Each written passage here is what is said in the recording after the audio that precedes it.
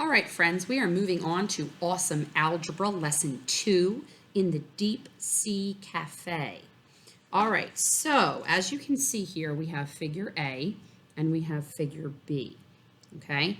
In this particular model, we are going to represent, X's are going to represent fish, okay? And the green tile is going to represent a table, okay? So the X is a fish, and the green tile, okay, the green tile is a table. Now, we're looking at patterns here. So when you first look at figure A, you should be able to tell me pretty easily that 4 fish would be able to sit at that table because there are 4 X's represented there, okay?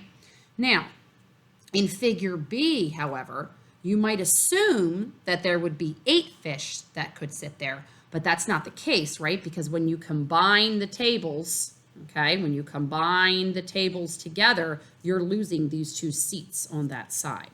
So combining the 2 tables together, you should be able to tell me that we can have a total of 6 fish sitting there, okay? So we have 4 fish over here, and over here we have 6 fish. Okay, and again, this is 1 table. So 1 table seats 4 fish, whereas 2 tables put together seat 6 fish.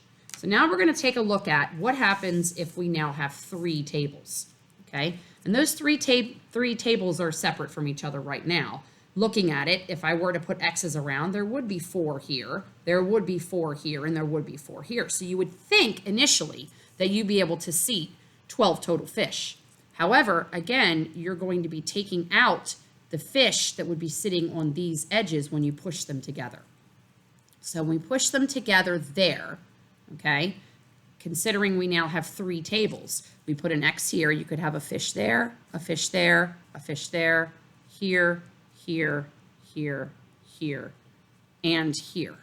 Okay, so we have 1, 2, 3, 4, 5, 6, 7, 8. So 3 tables is going to fit 8 fish.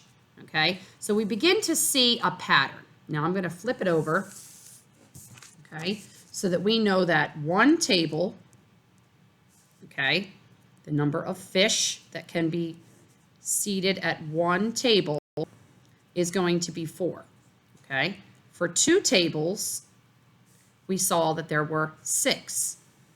And for 3 tables, we saw that there was 8.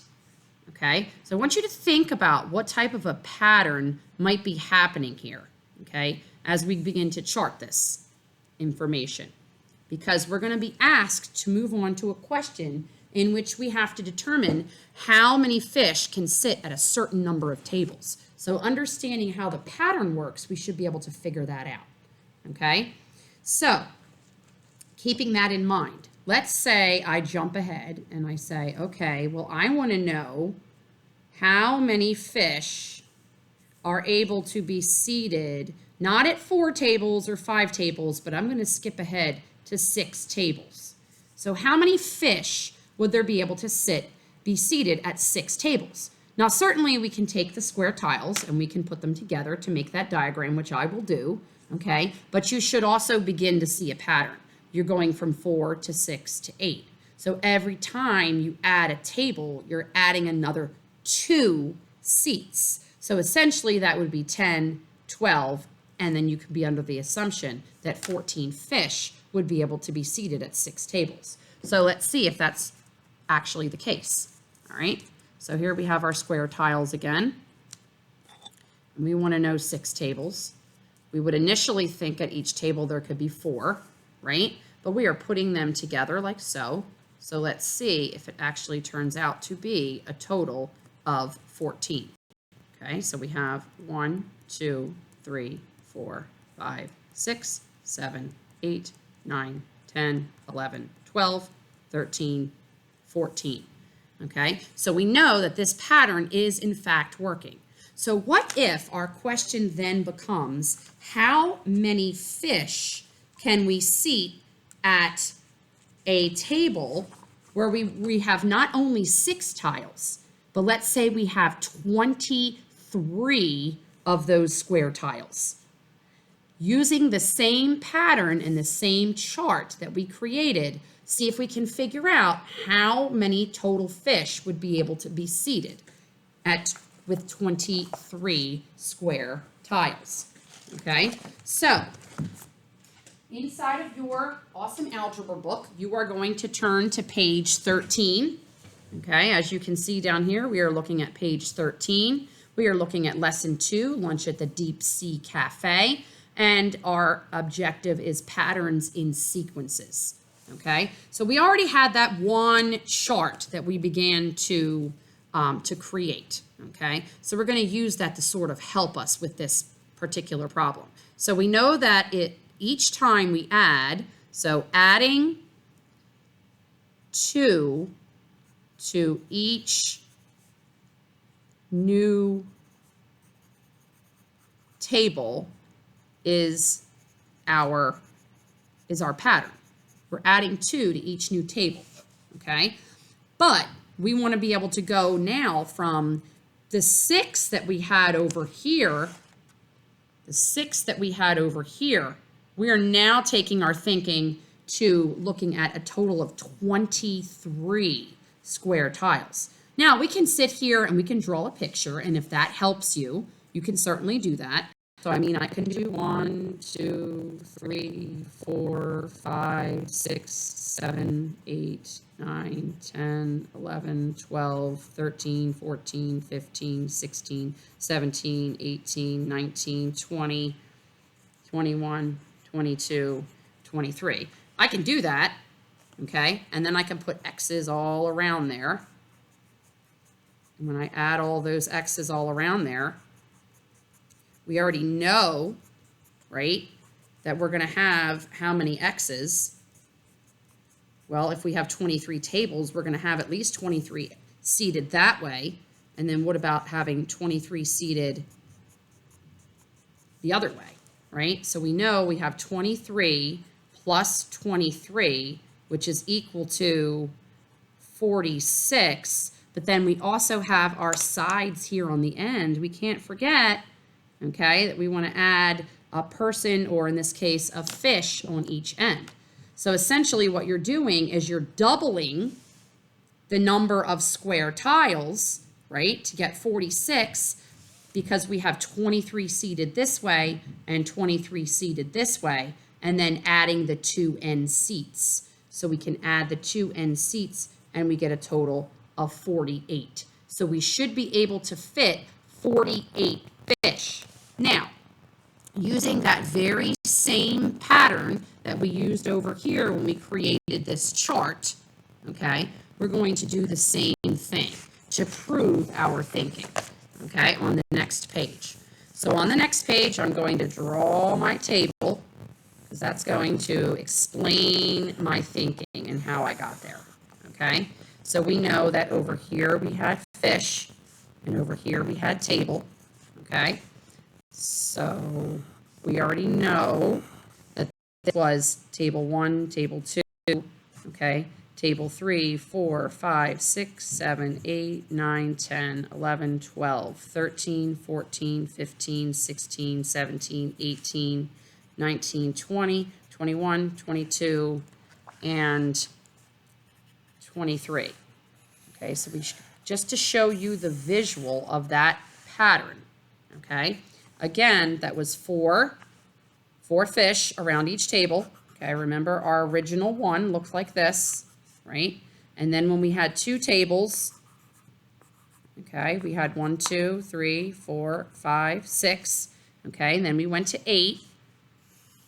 So we should be able to fill that in to figure out how we got there. Okay, so the next one that we would have would then be 10, 12, 14, 16, 18, right? 20, 22, 24, 26, 28, 30, 32, 34, 36, 38, 40, 42, 44, 46, 48. Okay, and again, just making sure that we're creating that table that shows us what that pattern is. Okay, creating that table that shows us what that pattern is.